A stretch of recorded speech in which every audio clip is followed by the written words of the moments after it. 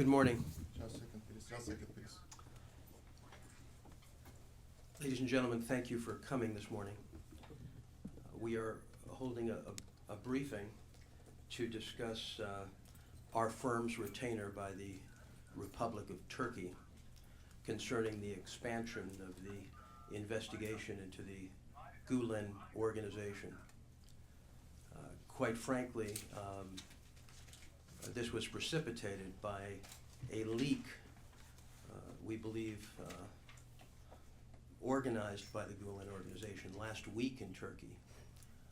That leak was then accompanied by an article in their voice piece, today's Zaman, which, while it unabashedly repeats the line of Fethullah Gülen, it is still treated by many in the West as the newspaper of record for Turkey. And in that article, they managed to get right the fact that we'd been retained, but many of the other allegations in the article were not only misleading, but defamatory. And frankly, this conduct of spying, firstly developing and having the leaks within the government, and then defaming a law firm hired by the government to investigate allegedly illegal conduct, struck me as more befitting an organization bent on misconduct, bent on a cover-up, than it did a civil society organization, or for that matter, an educational organization to which we should entrust our children.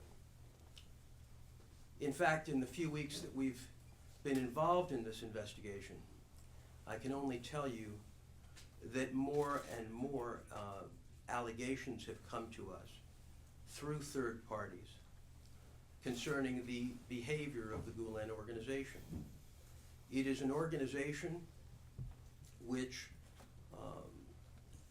presents itself in a manner that speaks to interfaith dialogue and peace and hizmet or service, and yet at the same time is an organization that appears to have been engaged in an attempted overthrow of an elected government in Turkey, and in the United States has been the subject of what appears to be ongoing investigations at the federal and state level.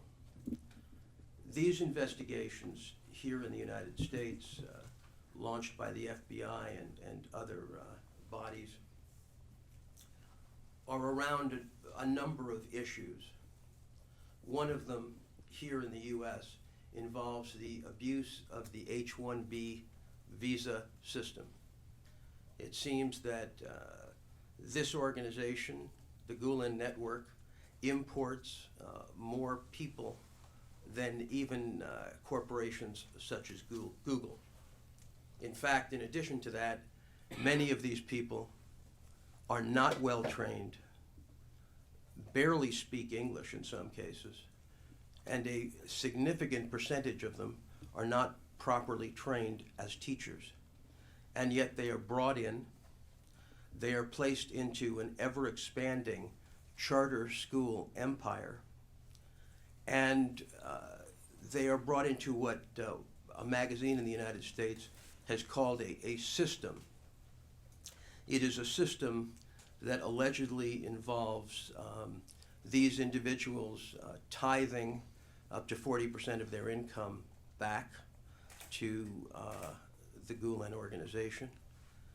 It involves preferred bidding on charter schools by Turkish-related companies, companies related to the organization.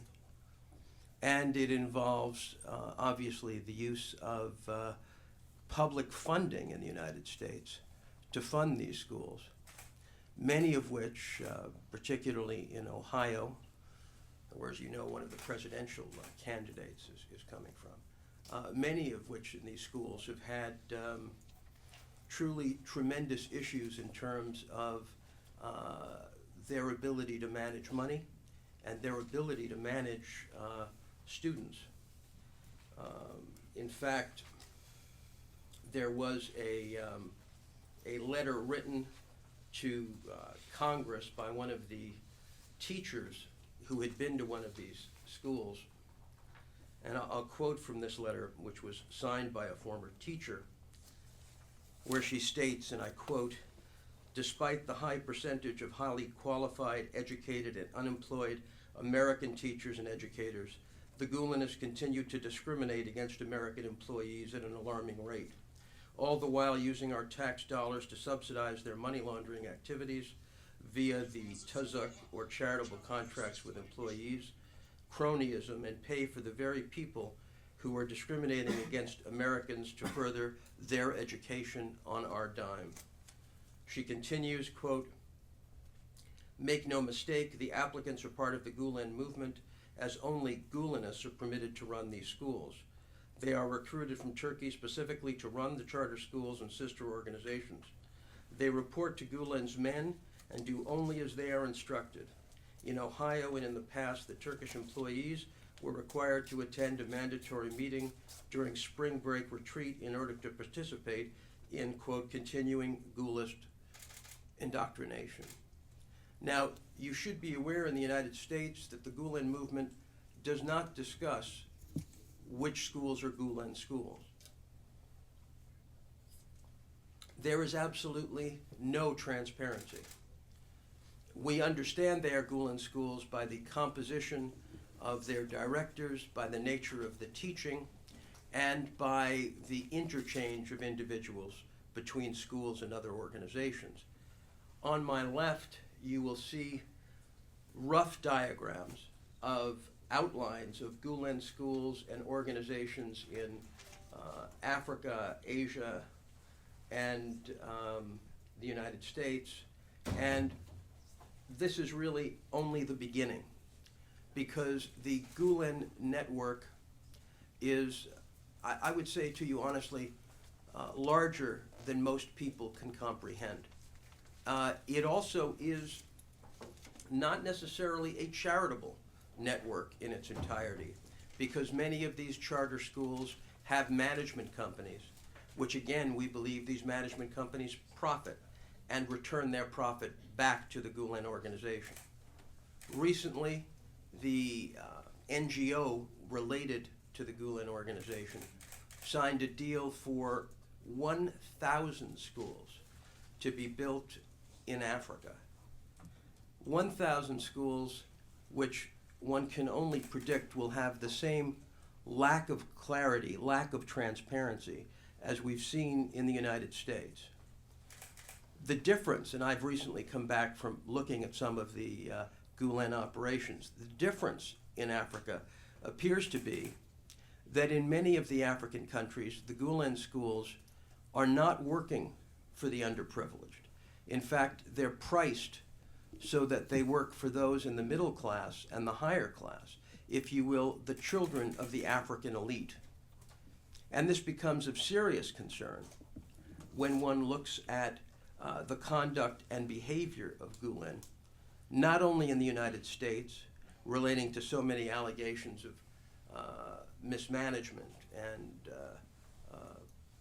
misdeclaration in terms of funding, but also, and I think very importantly, there have been news reports in the United States concerning the activity of the Gülen organization in making very sophisticated political donations in certain areas where their schools are have most potential for either expansion or risk.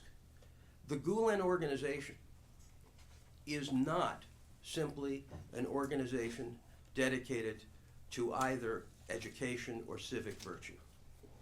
Even from our preliminary findings, it appears to be very clear that it is an organization that is determined, I think the English expression would be something like by hook or by crook, to obtain political involvement in every region, in every country, in every locale in which they operate. For that reason alone, an investigation into this non-transparent organization globally is long overdue. What is also, I think, quite significant in the piece is the presentation of the organization and how it describes itself. The organization is constantly attempting through a self-referential process of establishing its scholarship, establishing its good works, establishing the beneficence of Mr. Gülen. And while I certainly would take and have no opinion as to his contribution from a religious perspective, certainly from an educational perspective, the United States in 2008, in a case that was heard concerning the extension of his immigration status, had this to say, quote, "This evidence submitted by plaintiff, when carefully examined, reveals that he is not a scholar and his work is not the subject of serious scholarship. He is a religious and political figure attempting to buy academic prestige by paying people to write papers about him." This type of conduct from the movement is reflected in its massive investment in media, including today's Zaman, including massive media outreach in Africa, including a tremendous penetration of the international media itself. Time and time again, the best American and international brains are hired by people connected to the Gülen organization. They are presented with the facts as reflected in today's Zaman or other Gülenist pieces and asked to comment, all to the discredit, largely, of the Republic of Turkey. So when we see the massive penetration of Gülen and their political activity, one almost sees the behavior of the organization as a quasi-state. In other words, through their soft power, through their extensive media outlets, through their ability to compromise major think tanks and independent consultants, through their non-transparent operations, through their unwillingness to state that the organizations are all part of the Gülen movement. They build their soft power by making it appear as if the entire world has independently come to the conclusion that they are providing immense value to the world. This is highlighted by their very ambitious Gülen Peace Prize Award. And those awards and those incentives to political leaders have been used tremendously in their expansion in Africa and in other cases. So they have this soft power on one side. The hard power relates to the movement of money. It relates to the spying that they appear to have done and that, in fact, it appears our firm may well have been the victim of. It relates to the defamation, which they have already started with our firm and which I am told will continue. In fact, I have been told by people in Turkey that we will suffer 1,000 deaths through the attack of organizations related to Gülen. In today's Zaman, in a first article, before it was even confirmed we had been retained, the article contains statements that are beyond defamatory as a lawyer, that make it appear as if our firm was prepared to conduct itself in a manner that was illegal. And this hyper nature of the attack is interesting, because they have to engage in this, because it appears, frankly, that much of the conduct that they have engaged in, particularly in the United States, is there for all to see. 60 Minutes has commented on it. Other journalists have done reports about it.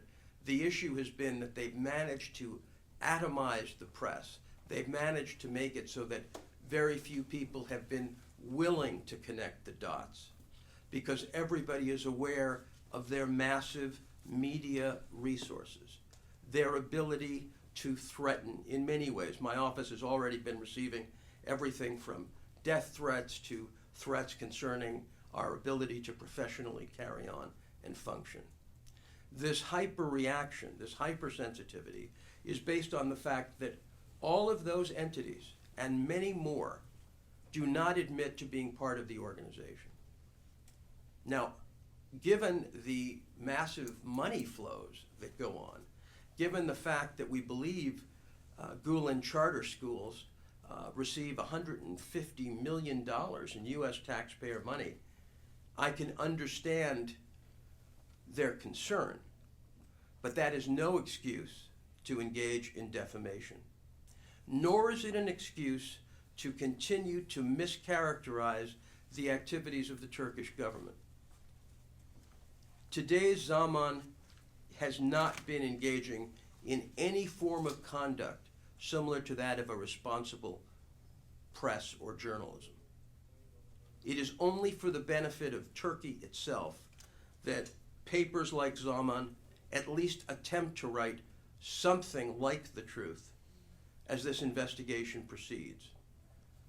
This willingness to fall back to like Pravda type discussion of the merest hint of introspection concerning how this organization moves and works is at its best unhelpful, and at its worst appears to be an attempt to cover up truly questionable conduct that's been going on around the world without accountability. And I think if you look at the audit reports in Ohio, in California, in Arizona, if you look at the audit reports where they talk to misappropriation or they talk to issues involving favored Turkish recipients of tenders, you have to ask yourself, from a U.S. perspective, is this the best use of public money? And I think heartily the answer may well be no.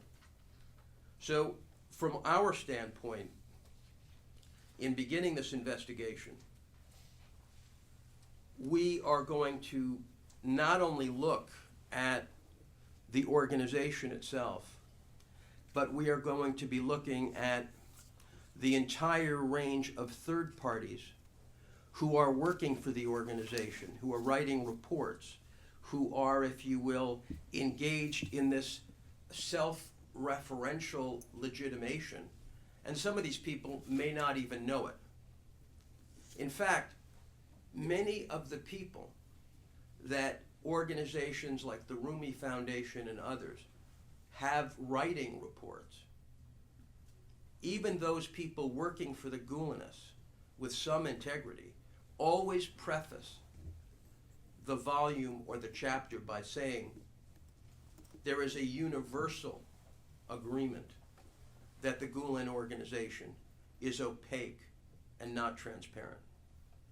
In terms of the political claims in Turkey to the infiltration of the Turkish government by the Gulenists, there appears to be, again, something that is near unanimous from those people who may be for or against the government, that the Gulenists did manage to infiltrate the judiciary and the police, and that this did in fact constitute, in 2013, an attempt to engage in a non-democratic overthrow.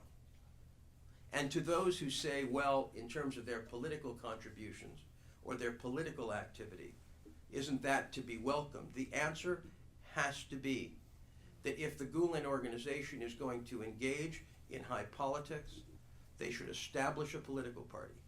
They should run members, but they should not engage in this type of political subterfuge. They cannot expect to educate an entire generation of children, often using the term, bringing them into the light, when they themselves are covered in darkness and secrecy. So our investigation is beginning. We may not have even had this chat with you today were it not for their own activity last week in Turkey and the necessity we felt to come out and explain ourselves in the light of the article. And we're certainly open to questions. My colleague Sherry will assist here, so thank you very much.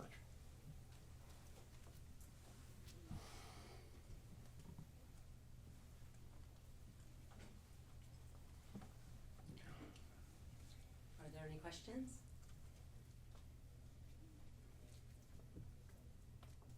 Great. All right. Thank you. Sure. If you could just state your name and your organization. According to you, what United States has to do in this position, or what Turkey expects from United States? Can you give a general information about this? Look, I'm going to leave it to the government to engage in discussions with the U.S. government. It's clear the FBI appears to have an active investigation going on. It's clear that state and federal and local officials have active investigations going on. I think what's necessary in the U.S. is for those journalists and others who are concerned about particularly the charter school movement or concerned about the political donations. There's been an excellent article in BuzzFeed about the political donations where the reporter interviewed individuals from some of these schools who had made donations, and the individuals had no recollection of the donation even having been made. So once again, what the Turkish government can do, and we hope they'll continue to do, is supply the U.S. government with as much information as possible concerning these activities. But obviously this is insofar as the charter schools go, this is a domestic U.S. issue that, in fairness to the U.S., they seem to be addressing.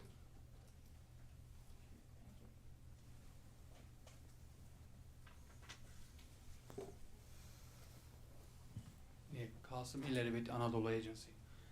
As you also mentioned, last week a bill of indictment was issued against Fethullah Gülen, and in this indictment there was an allegation that Gülen had attained his passports, like many other documents, about his migration to here through in an illegal way, by presenting like fake documents and fake evidences for eligibility. Do you think that the FBI investigation into the network now will be extending to these issues as well that have been alleged in bill of indictment? That's going to depend on exactly what evidence is presented. Obviously, if evidence is presented similar to what's been described in the indictment, it's very possible. But again, that would just be speculation.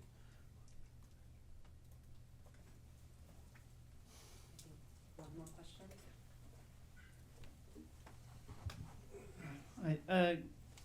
Twitter whistleblower Fuat Avni claimed that you made an agreement with Turkish government to make anti-hizmet propaganda. My question is simple: are you working with Turkish government or AKP? That's it. Well, as I said when I started the chat, we've been hired by the Turkish government. I believe that, again, as I said before, the Gülen organization would like you to believe that people are hired to spread anti-Gülen propaganda. The truth of the matter is, what we've discussed today are all facts There's nothing about it that provides much of a slant. What's clear factually is the conduct of this organization has not really been put together or understood.